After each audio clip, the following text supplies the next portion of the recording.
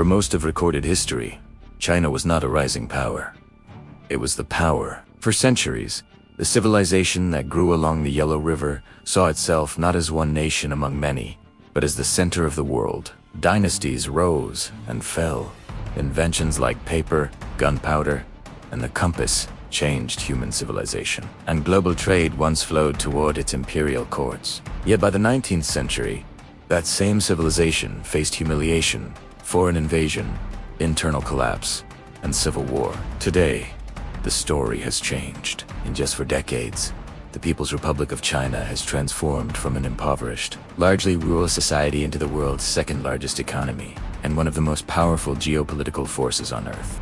Its cities are filled with skyscrapers. Its factories power global supply chains. Its military is modernizing at unprecedented speed, and its ambitions stretch far beyond its borders. But how did this transformation happen? The modern story begins in 1949, when the Chinese Communist Party, led by Mao Zedong, declared the founding of the People's Republic of China after years of brutal civil war. The new government promised unity, equality, and national revival. But the early decades were marked by radical campaigns that reshaped society through force. The Great Leap Forward attempted to rapidly industrialize the country through collectivized farming and backyard steel production. Instead, it triggered one of the deadliest famines in human history. Millions perished. Later, the Cultural Revolution plunged the nation into chaos as ideological purity campaigns targeted intellectuals, officials, and cultural heritage. Schools closed. Families were torn apart. The economy stagnated. By the time Mao died in 1976, China was politically unified but economically fragile. It was isolated from much of the world and far behind Western powers in technology and wealth. Then came a turning point. In 1978, a pragmatic leader named Deng Xiaoping rose to prominence. Deng did not abandon communism, but he reinterpreted it. His philosophy was simple. It doesn't matter whether a cat is black or white, as long as it catches mice. Ideology would no longer stand in the way of economic growth. Under Deng's reforms, China opened its doors to foreign investment. Special economic zones were created in coastal cities like Shenzhen. Private enterprise was cautiously allowed. Farmers could sell surplus crops for profit. Foreign companies began building factories. The results were explosive. Shenzhen, once a fishing village, transformed into a megacity of millions within decades. Rural poverty began to decline. Factories produced goods for export at a scale the world had never seen. Cheap labor, disciplined workforce, and state-guided industrial planning created a manufacturing powerhouse. As the Cold War ended and globalization accelerated, China positioned itself as the factory of the world. Western companies outsourced production to Chinese factories. Container ships filled global ports with products stamped "Made in China" in 2001. China joined the World Trade Organization. That single event accelerated its integration into the global economy. Exports surged. Foreign currency reserves soared. Highways, airports, and ports were built at breathtaking speed. Hundreds of millions of people were lifted out of extreme poverty. According to international estimates, no country in history has reduced poverty at this scale in such a short time. But economic growth was only part of the story. The government invested heavily in infrastructure. High-speed rail networks now connect distant provinces. Massive dams generate electricity. Entire urban districts rise in years rather than decades. At the same time, China began climbing the technological ladder. It moved from producing low-cost goods to manufacturing advanced electronics, telecommunications equipment, and renewable energy systems. Companies like Huawei and BYD became global competitors.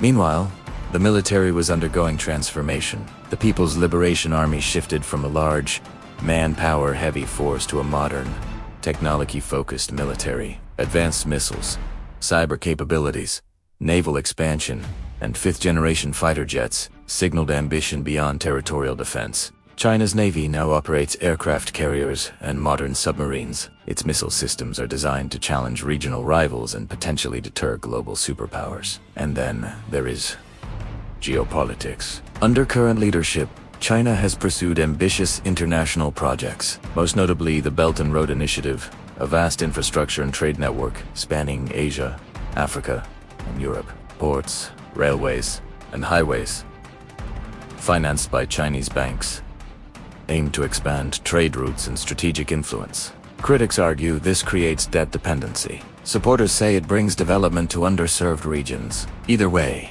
the scale is historic. Tensions have also grown, particularly over Taiwan. The island, governed separately since 1949, remains one of the most sensitive flashpoints in global politics. Military drills and diplomatic pressure have increased in recent years, drawing international attention. Relations with the United States have shifted from cautious cooperation to strategic rivalry.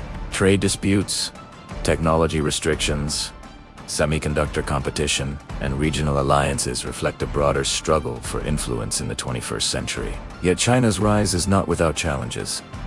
Its population is aging rapidly. Decades of the one-child policy have reduced birth rates. The workforce is shrinking. Economic growth has slowed compared to the double-digit expansion of earlier decades. The property sector, once a pillar of growth, faces structural pressures. Youth unemployment has risen, and global supply chains are diversifying as companies seek alternatives to reduce dependence on a single manufacturing hub.